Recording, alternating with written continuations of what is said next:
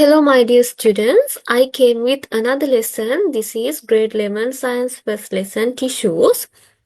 Uh, if we take tissues are the second organizational level of this hierarchy. The tissues definition is the group of cells with common origin and modified to perform a particular function in the body.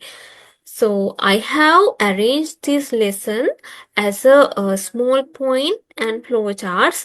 Then I believe that keeping these things as a flowchart and points is easy for you to remember rather than reading paragraphs and complex essays. So first I will drag your attention towards the content. Uh, this, This flowchart, you see the tissues are major two types. Tissues majorly present in multicellular animals. It means the animals having more than one cells. Then plant tissues and animal tissues are the major types. If we take plant tissues are majorly can be divided into meristematic tissues and permanent tissues. The meristematic tissues are responsible for the growth of the plant. It means those meristematic tissues are actively divided by mitosis, and according to the location that these meristematic tissues are located, there are three types of meristematic tissues found in the plant body. Those are apical meristems, lateral meristems and intercalary meristems. Apical meristematic tissue can be found in the root apex and shoot apex, as well as in the lateral buds. You will see the apical meristems. Then the growth of the plant, especially the height of the plant, increases by the activity of these apical meristems.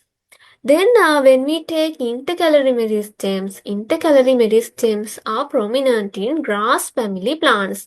Then, bamboo is a prominent grass family plants. You see, there are something called knots. Then this is knots.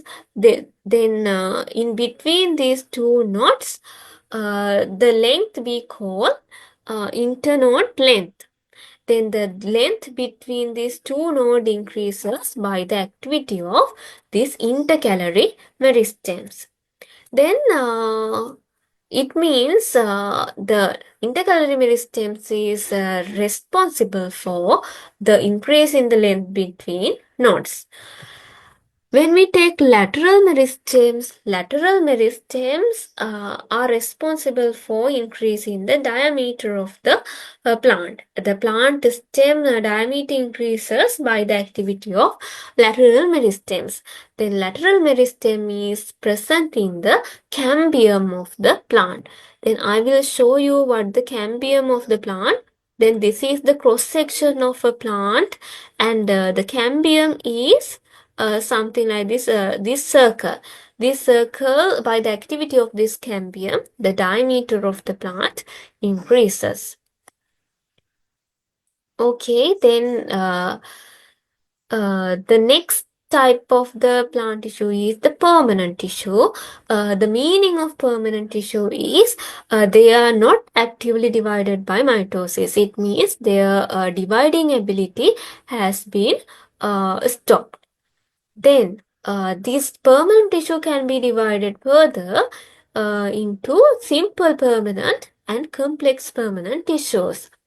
Then the meaning of simple permanent is simple permanent tissues are made of same type of cells. Then it can be divided further into parenchyma, collenchyma and sclerenchyma tissues. Parenchyma tissues, if we consider, those are isodiametric cells. Then they are spherical and they have a distinct nucleus. as well as there are intercellular spaces between cells. So those parenchyma cells are responsible for making the fleshy parts of the plant body. Then the second type of simple permanent tissue is collenchyma. Collenchyma, at a glance we can identify by seeing the uh, thickening the cell wall of these corners of cell walls. So it is the distinct character of this collenchyma. Then collenchyma is responsible for the support of the plant, strength and support of the plant, as well as the sclerenchyma, that is a dead tissue, uh, as the deposition of lignin on the cell wall. This sclerenchyma tissue has become a dead tissue. Then sclerenchyma is also responsible for the support and strength of the plant tissue. So sclerenchyma tissue can be has is the two types.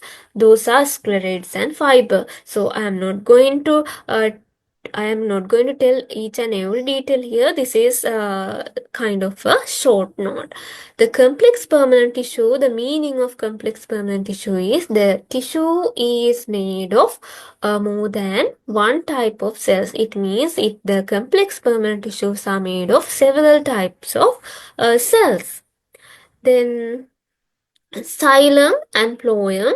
This xylem tissue is made of four types of cells: xylem vessel element, tracheids, xylem parenchyma, and xylem fiber.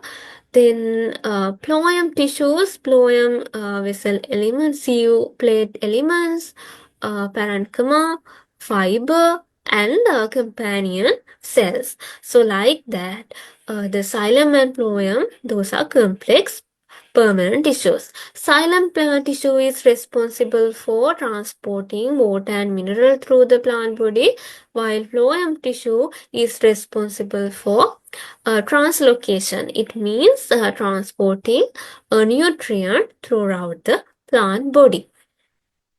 Then in this lesson, you will learn about the epithelial tissue, connective tissue, muscle tissue, and nervous tissue under the animal tissues. Though, so I'm not going to talk about those things in detail. So far, I think I want to drag your attention towards the way of keeping some things in your mind. This is one method, that is we call flowchart method.